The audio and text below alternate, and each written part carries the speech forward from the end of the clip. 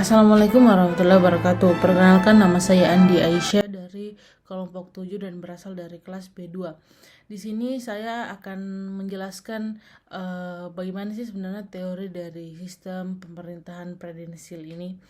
Nah, sebelumnya saya akan menjelaskan apa sebenarnya itu dari sistem pemerintahan presidensial. Jadi sistem pemerintahan presidensial adalah sistem pemerintahan di mana presiden dipilih oleh rakyat. Biasanya kita selenggarakan seperti pemilu.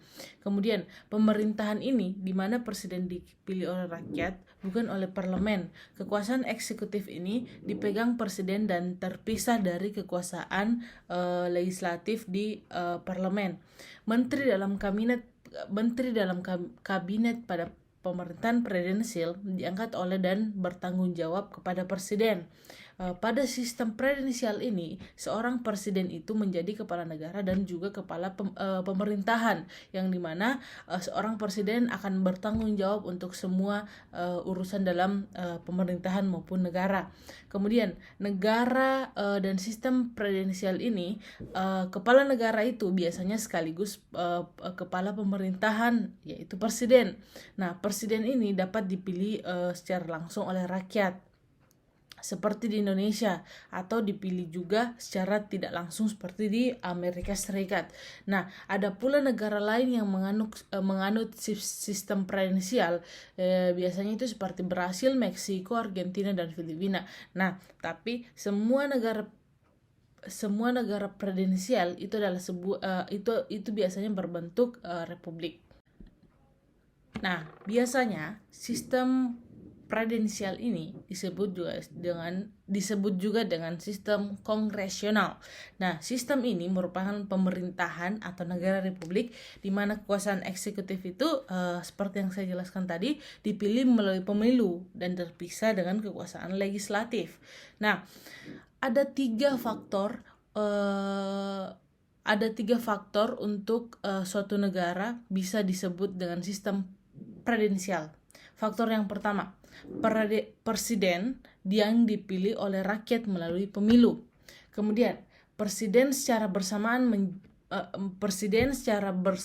menjabat sebagai kepala negara dan juga kepala pemerintahan, dan dalam jabatannya ini mengangkat pejabat pemerintahan yang terkait seperti menteri, gubernur, dan wali kota dan lain-lain. Dan yang terakhir, presiden harus dijamin mewakili kewenangan legislatif oleh undang-undang dan konstitusi. Dalam sistem presidensial ini, presiden memiliki kedudukan yang relatif kuat dan tidak dapat dijatuhkan karena rendahnya subjektif seperti rendahnya dukungan politik. Namun, masih ada mekanisme untuk mengontrol sebuah presiden. Jika presiden melakukan pelanggaran konstitusi, pengkhianatan terhadap negara, dan terlibat masalah kriminal, kedudukan presiden bisa dijatuhkan bila ia diberhentikan karena pelanggaran tertentu. Biasanya seorang wakil presiden akan menggantikan posisi dari presiden tersebut. Ada pula dari ciri-ciri pemerintahan presidensial. Yang pertama itu adalah dikepalai oleh seorang presiden sebagai kepala pemerintahan sekaligus kepala negara. Kemudian kekuasaan eksekutifnya itu presiden diangkat berdasarkan demokrasi, yaitu dipilih langsung oleh mereka atau langsung melalui perwakilan rakyat.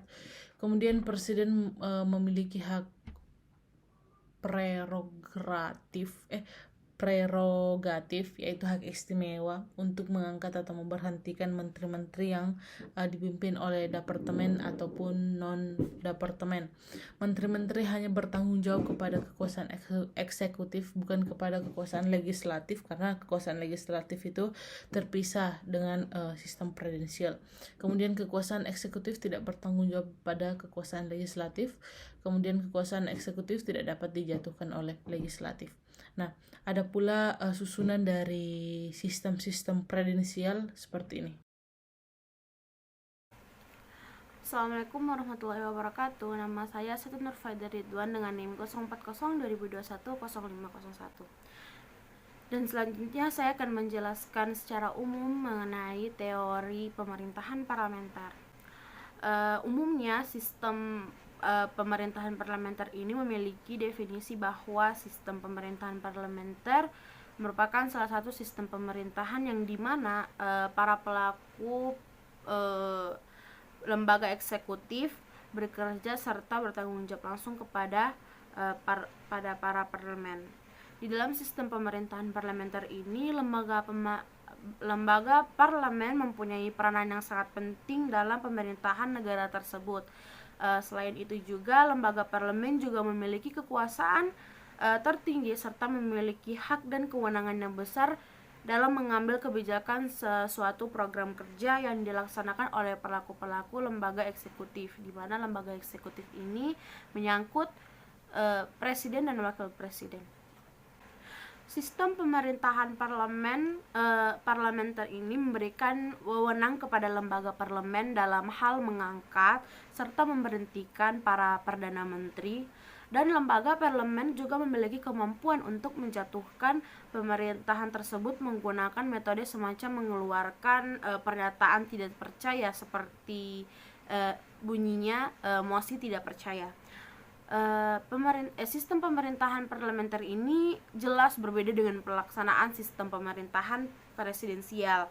Dalam sistem pemerintahan parlemen ini dapat membuat presiden beserta wakil presiden menjadi miliknya dan semacam hak milik untuk parlemen tersebut. Dalam sistem pemerintahan parlemen sendiri, presiden dapat dikatakan hanya sebagai simbol atau penanda kepala negara tersebut, dan pemerintahan sepenuhnya ada di tangan parlemen. Dalam sistem pemerintahan parlemen ini dikelompokkan dari cabang lembaga eksekutif pemerintahan tersebut. Semua tergantung dari dukungan baik secara langsung maupun tidak langsung dari cabang lembaga legislatif atau parlemen. Bentuk dukungan yang diberikan sering diungkapkan melalui sebuah veto keyakinan. Maka dari itu, seperti hampir tidak ada kejelasan mengenai pemisahan kekuasaan antara lembaga eksekutif dan lembaga cabang legislatif. Isi dan kritikan tersebut biasanya ada dari beberapa rakyat yang merasa adanya kekurangan proses pemeriksaan serta adanya ketidakseimbangan yang didapatkan dari sistem pemerintahan Republik Kepresidenan. Adapun beberapa negara yang menganut sistem pemerintahan parlementer yaitu seperti Inggris, Jepang, Belanda, Malaysia, Singapura, dan lain-lain. Selanjutnya saya akan membahas secara singkat saja tentang ciri-ciri khusus dari sistem pemerintahan parlementer ini. Ciri-ciri khusus yang pertama adalah jabatan presiden itu hanya sebagai kepala negara, sedangkan untuk kepala pemerintahan itu diperankan oleh Perdana Menteri. Penempatan jabatan kepala negara dan kepala pemerintahan dalam sistem pemerintahan parlementer ini adalah presiden diberi jabatan hanya sebagai kepala negara, lalu untuk pemerintahannya diduduki oleh Perdana Menteri. Dengan begitu dapat disimpulkan bahwa presiden yang berkedudukan kepala negara hanya memiliki tugas-tugas sebagai kepala negara yang hanya bisa mengawasi pemerintahan tanpa ada kewenangan sedikit pun dalam kegiatan pemerintahan. Pemegang kewenangan tertinggi yang memiliki hak serta kemampuan untuk mengatur mengatur serta menjalankan pemerintahan dalam sistem parlementer ini sepenuhnya berada di bawah kendali Perdana Menteri yang menerima jabatan kepala pemerintah. Selanjutnya yang kedua ada ciri-ciri untuk pemerintahan parlementer ini, yaitu yang memiliki hak prerogatif adalah Perdana Menteri. Seperti yang kita tahu, hak prerogatif adalah hak istimewa seorang pejabat pemerintahan yang hanya dimiliki oleh seorang kepala pemerintahan. Dalam sistem pemerintahan parlementer, yang menduduki jabatan adalah Perdana Menteri. Selain itu, hak ini juga hanya dapat dimiliki oleh seorang yang paham dengan betul mengenai semua hukum dan undang-undang yang berada di luar kekuasaan badan perwakilan. Pada sistem parlementer, hak prerogatif yang dimiliki oleh Perdana Menteri adalah hak untuk mengangkat serta memberhentikan para pejabat atau bahkan menteri yang memimpin baik departemen maupun non-departemen. Yang ketiga adalah lembaga eksekutif memiliki tanggung jawab terhadap lembaga legislatif. Lembaga eksekutif mempertanggungjawabkan semua tindakan yang telah dilakukan kepada lembaga legislatif atau parlemen. Semua kegiatan baik, kegiatan pelaporan beserta dengan semua kewenangan serta kekuasaan dilaksanakan berdasarkan izin serta bagaimana keputusan melalui lembaga legislatif terlebih dahulu. Jika ada suatu hal yang akan dikerjakan namun tidak mendapatkan izin dari lembaga legislatif, maka secara sah harus dikerjakan sesuai dengan titah yang telah dikeluarkan dari parlemen. Dan yang keempat adalah anggota menteri memiliki tanggung jawab terhadap lembaga legislatif. Sebagai seorang menteri dalam tugasnya itu memiliki kewajiban untuk meminta izin kepada lembaga legislatif. Selain itu, semua pekerjaan serta perbuatan harus dipertanggungjawabkan kepada lembaga legislatif juga. Adapun aturan seperti itu terkadang menjadi pemicu timbulnya semacam kesenjangan kekuasaan di lingkungan pemerintahan. Mengapa seperti itu? Karena tentu menteri akan merasakan perasaan di mana berkurangnya penghargaan atas kinerja dari kedua lembaga tersebut. Nggak hanya itu saja, ada hal riskan yang bahkan dapat terjadi ketidaksinambungan dalam berpendapat dan berakhir dengan saling melempar tanggung jawab satu sama lain. Hal ini mengakibatkan rakyat negara yang menanggung serta memikul akibatnya dengan menghabiskan waktu yang lama untuk menunggu jawaban darinya. Yang kelima, itu lembaga legislatif memiliki wewenang untuk menurunkan jabatan lembaga eksekutif. Di sistem parlementer ini, para pejabat serta menteri maupun presiden dan juga wakilnya tidak memiliki wewenang apapun dalam sistem pemerintahan parlementer ini.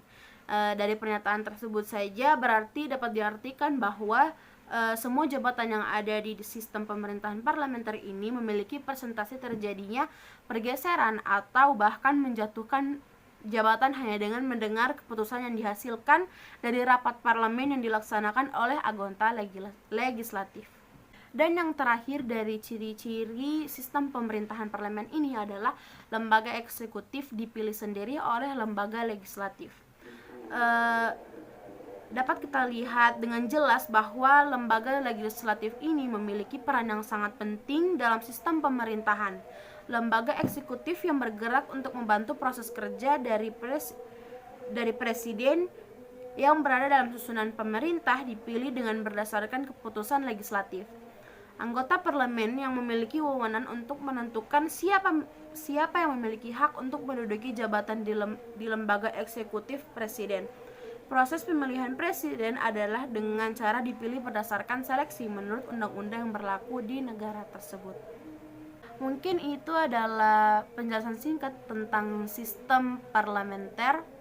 Selanjutnya akan dilanjutkan dengan kekurangan dan kelebihan dari dua sistem pemerintahan presiden dan parlemen. Perkenalkan, nama saya Nur Fitra, NIM 04020210514. Di sini saya akan menjelaskan kelebihan dan kekurangan sistem pemerintah presidensial dan parlementer. Untuk kelebihan utama sistem presidensial adalah terjaganya stabilitas pemerintah. Artinya, sistem pemerintah ini sifatnya lebih stabil, sehingga stabilitas pemerintah tetap terjaga. Sedangkan kekurangan utama dari presidensial adalah penempatan pejabat eksekutif atau pemerintah, sehingga memiliki kekuasaan yang cukup besar. Di sini saya mempunyai beberapa kelebihan dan kekurangan sistem pemerintahan parlementer. Saya akan menyebutkan beberapa kelebihannya, yaitu pertama, pembuatan kebijakan dapat ditangani secara cepat karena mudah terjadi penyesuaian pendapat antara eksekutif dan legislatif. Hal ini karena kekurangan eksekutif dan legislatif berada pada satu partai atau koalisi partai. Kedua, garis tanggung jawab dalam pembuatan dan pelaksanaan kebijakan publik jelas. Ketiga, adanya pengawasan yang kuat dari parlemen terhadap kabinet sehingga kabinet menjadi berhati-hati dalam menjalankan pemerintah. Keempat, pembuatan keputusan memakan waktu yang cepat. Selanjutnya, yaitu kekurangan sistem pemerintahan parlementer. Pertama yaitu kedudukan badan eksekutif atau kabinet sangat tergantung pada mayoritas dukungan parlemen sehingga sewaktu-waktu kabinet dapat dijatuhkan oleh parlemen. Kedua, kelangsungan kedudukan badan eksekutif atau kabinet tidak bisa ditentukan berakhir sesuai dengan masa jabatannya karena sewaktu-waktu kabinet dapat bubar. Ketiga, masa pemilihan umum dapat berubah-ubah dengan jangka waktu tertentu. Keempat, kabinet dapat mengendalikan parlemen. Hal itu terjadi apabila para anggota kabinet adalah anggota parlemen dan berasal dari partai mayoritas.